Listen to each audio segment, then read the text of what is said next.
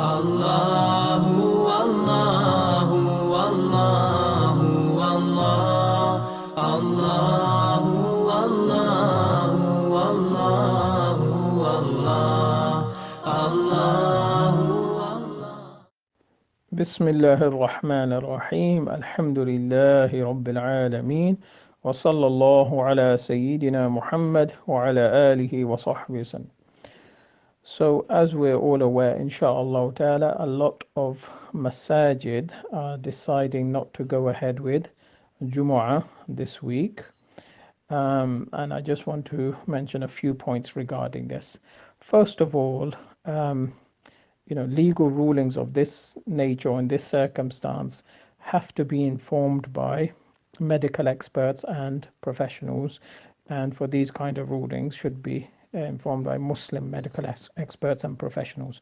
So if a masjid management committee organization has sought the advice of Muslim medical experts and they have advised not to go ahead with Jum'ah, then for the masjid committee or organization to stop the Jum'ah or to not go ahead with Jum'ah is the right thing to do in those circumstances, because they are bound, just like the scholars or the fuqaha in these kind of circumstances, when they give a fatwa or a decision with regards to Jum'ah going ahead or not going ahead, they have to consult Muslim doctors. There are certain legal rulings that require the sheikh or the mufti or the scholar to be informed by experts in a particular science. And in this case, that's medical science, inshallah ta'ala.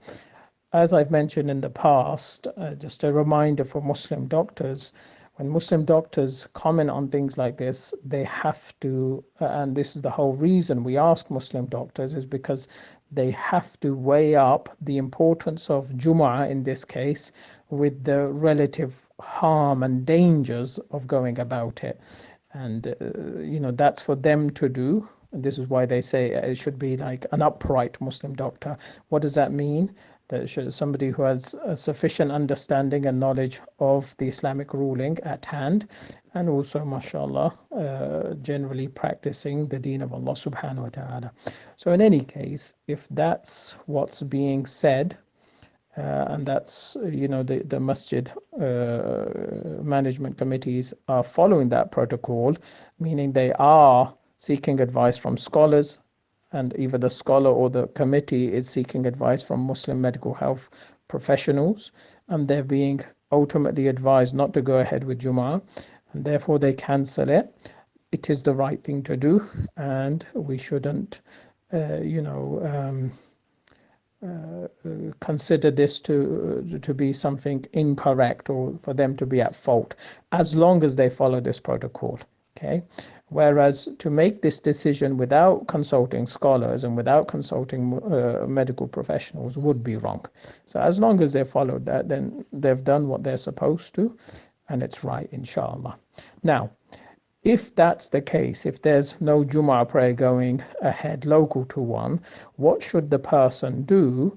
The person must pray Dhuhr. Okay, whenever there's no Jum'ah, then the individual prays Dhuhr. Okay, there have been some people saying that, just pray Jum'ah within your own house. And, in the Hanafi madhab, if you have 4 people, 1 imam and 3 followers, your Jum'ah is going to be valid. It is correct that the minimum number of people required for Jum'ah is 4. Obviously, there are a lot of other requirements and conditions. There must be a khutbah, for example. But it's not correct to say you can just pray Jum'ah within your own house, because one of the criteria for Jum'ah to be valid, there must be public access for it. The general public must be able to attend. Okay, and for a person in his own private home to pray Jum'ah, this condition is not fulfilled. Okay, this is why we have it in masajid, we have Jummah in community halls, for example. That's where we tend to have Jummah, because anybody can walk in, any Muslim from the street can walk in and attend the prayer. This is a criteria for the validity of the Jummah in the Hanafi madhab.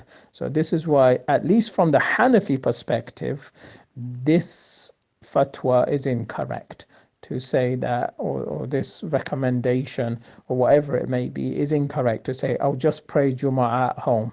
Okay, even if you were to have the minimum 4 people, Jummah is not going to be valid within your own private home, because it doesn't fulfill the criteria of al-idhan al-am. Okay, general permission, general access to that Jummah. Wallahu ta'ala alam.